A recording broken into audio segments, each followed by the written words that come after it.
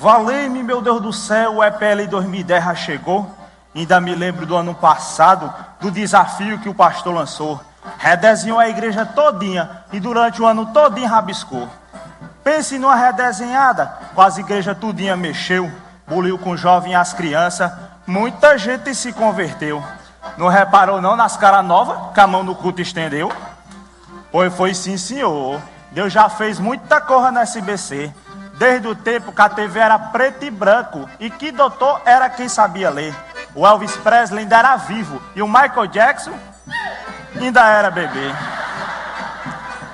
A igreja nasceu em 55, bem no centro da cidade. O local era bem pequenininho, mas atendia a necessidade. Por isso se chama Batista Central, devido à sua localidade. E esse local era alugado, já estava na hora de comprar um terreno.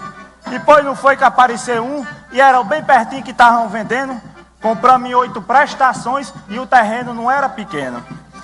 Ficava na Gonçalves Ledo, e lá ficamos um monte de ano. Por lá passaram alguns pastores, entre eles, seu Chico Caetano. Mas no fim da década de 70, não tinha ninguém pastoreando.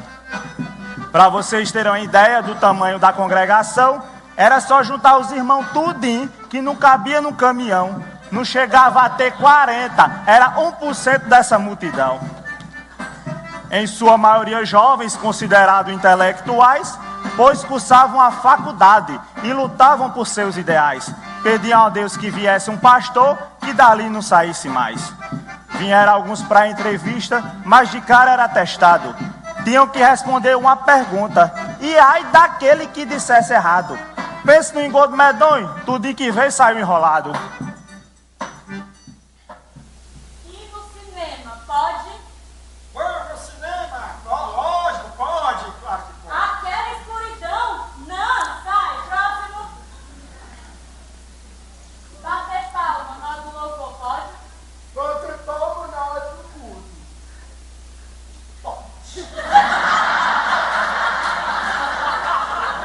Onde é que já se viu bater palma no louvor? Pode não, próximo. Jogar futebol, amigo, pode? Bom, futebol, bem, futebol é negócio de jogo, jogo na Copa frente. Faz bem pra saúde, amigo, pode? Próximo. Mas surgiu um rapazinho novo que nos States foi formado. Era um tal de Armando Bispo, ex-empresário endeirado, que largou tudo que tinha para seguir o seu chamado. Boa tarde, nós, na paz de Jesus. Amém, igreja. Porque Deus. Chegou aqui bem caladinho, não respondia sim nem não. Passou muito bem no tal do teste, estava no caminho da aprovação. Ao analisar sua vestimenta, se arrumava só no padrão. Terno bonito e aprumado, de gravata e colete, calça de linho bem passada, mas dispensava outros enfeites. Tinha um bigode bem fininho e era máquina e alfinete.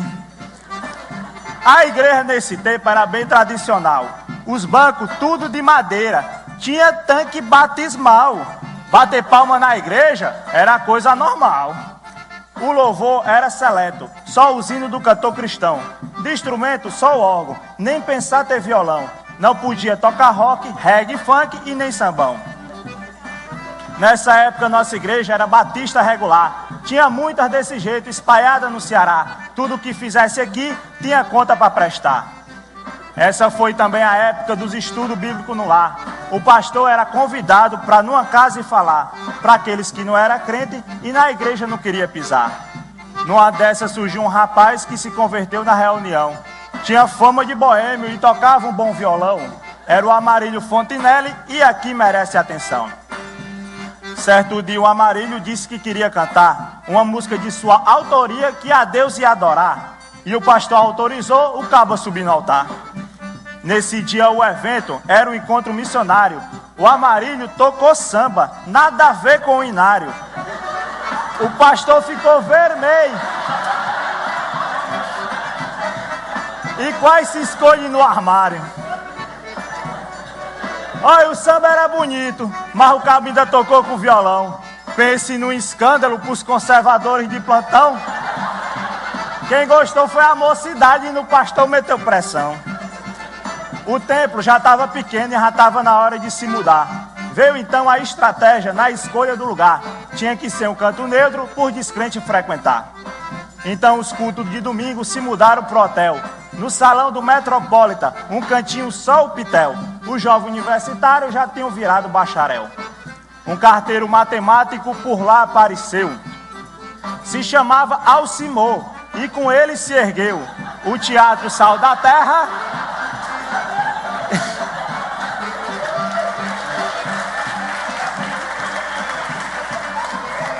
O Teatro Sal da Terra que por anos percorreu.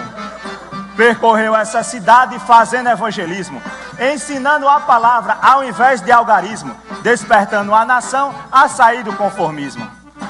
Uma jovenzinha americana com uma voz muito bonita foi se apresentar um dia na nossa igreja batista. Levou consigo um playback e louvou a senhorita. O regente do coral não gostou da apresentação, pois escutou uma bateria lá no fundo da canção. Disse que era um absurdo isso na congregação.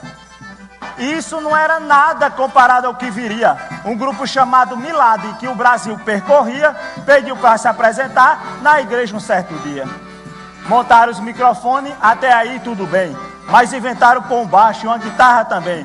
Quando montaram a bateria, ninguém disse um amém. Cantaram rock and roll que falava de Jesus. Houve palmas e dancinhas, só faltou jogo de luz. Se uniram e pediram ao pastor Bispo da Cruz. Compra logo uma bateria, homem, pra gente fazer o louvor.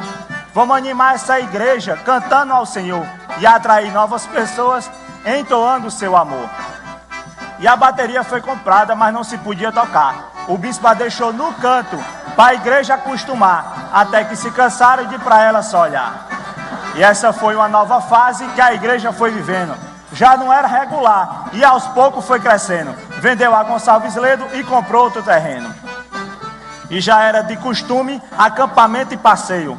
O local era alugado, esse era nosso meio. Ter um sítio nosso próprio, esse era nosso anseio. Um desses acampamentos foi a Camp dos Morcegos. Aconteceu lá em Maranguape. Pense no desassossego. Era num casarão tão velho que dava medo de muito nego. Banheiro só tinha um. Quem comia lavava o prato. Morcego tinha de ruma. Eu só não soube se tinha rato. Mas Deus agiu sobremaneira e isso sim foi fato. E o que foi vivido lá nos trouxe nova visão. Descobrimos quantos dons há nessa congregação. Vivendo no Espírito foi o tema em questão. Com o dinheiro do terreno, compramos uma bela propriedade. Esse era o sítio Manibura, entre o jardim e a cidade. Lá nós tínhamos acampamento com bem mais facilidade. E foi no acampamento que surgiu um festival de música cristã com caráter autoral, que seria então cantada no culto dominical. Pensando estrategicamente, Manibura era distante. O que a gente precisava era um canto cativante, que fosse perto de tudo e cabesse um bom montante. Então surgiu um imóvel num cantinho bem central. Fica no Dionísio Torre, melhor não tinha igual, pois cabia a igreja e um centro educacional. Centro esse era o Querigma e até hoje ainda está lá. Mas voltando para a conversa, quero bem aqui frisar que esse foi grande momento para chegarmos até cá. Construímos um auditório que o teto era de paia, as vigas de carnaúba, chega o vento se espalha. Podia cair um toró que não se via uma faia. Pulamos de 111 membros para 350. Lá que surgiu o ZPL, uma grande ferramenta de crescimento para os líderes que do estudo experimenta. Nós atraímos muitos jovens com os encontros facilitadores. Tinha um festival Canta Jovem, revelando novos valores. E vários torneios de esporte, atraindo jogadores. Havia o Ponto Central, um evento da mocidade, e o 3401, conhecido na cidade. Era tanta gente nova que só cabia a metade. Vivemos uma grande fase da escola bíblica dominical. Pastor Zé veio de São Paulo e se firmou nesse arraial. E o Alcimor, que era artista, foi consagrado no final. No final de 95, ele virou nosso pastor. A igreja agora tinha mais de 600, meu senhor. Os cultos foi por 7 de setembro, pois a paioça não comportou. Teve início os grupos pequenos, separados por seção. Tinha os grupos de apoio e de edificação. Tinha até de evangelismo, cada qual sua missão. Mas na frente isso mudou, pois não estava dando certo. Pois todas essas ações é dever e nosso mérito.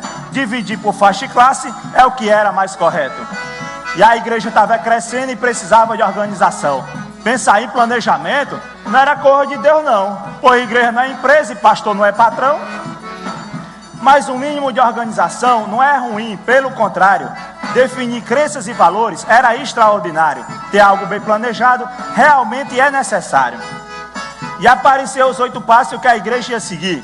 Relacionamento íntegro, tínhamos que definir. Verbalizar a fé e prática era algo a se cumprir. Os encontros facilitadores e a grande congregação era o 3º e 4º passo dessa nossa nova visão. Investir em pequenos grupos fazia parte da lição. O 6º passo era investimento no ensino. O 7º era servir, seja adulto ou menino. E o 8º a mordomia, não importa de quem seria, masculino ou feminino. Para tudo isso acontecer na igreja em geral, começou no acampamento sobre o dom espiritual e culminou numa reforma da rede ministerial. Uma visão maravilhosa que brotou na congregação. Nos tornamos referência do assunto em questão. Cada um servia a Deus conforme seu coração.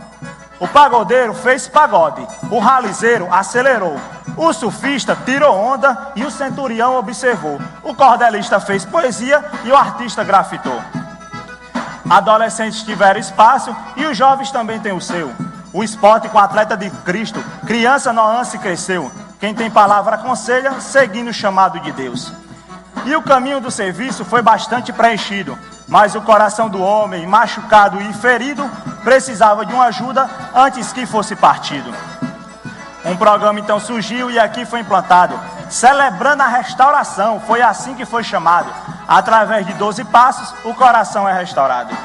E a igreja do serviço logo foi se transformando em algo bem maior, maior que o coração humano, servindo na restauração, cuidando muito e amando. Compramos um terreno enorme na entrada de Fortaleza, levantamos ali uma tenda, bem branquinha, uma beleza. E foi aqui que deu início à luta pela pureza. Em um acampamento dos jovens com o tema de sexo puro, implantamos uma atitude e saímos de cima do muro. Através de uma aliança, nos guardamos para o futuro. E a vocês, pastores e líderes, lá do sul e do sudeste, que fala bate, que é mineirinho, uai, que vem do norte e do nordeste, que é caba macho paraibano, alagoano, caba da peste, que vem lá do Piauí, daquela brisa bem quentinha, que vem daqui da Bahia, oxe bichinho, preguicinha, que é do São Luís do Maranhão e toma Jesus na garrafinha. Aos pastores cariocas que lê a Bíblia todo chiado, aos pastores paulistas, meu, do céu acinzentado, aos pastores pernambucanos, eita povo arretado. Estamos todos aprendendo um novo rumo e uma nova visão. Nós não só teremos pequenos grupos que só vivem de reunião, seremos uma igreja de pequenos rebanhos impactando essa nação.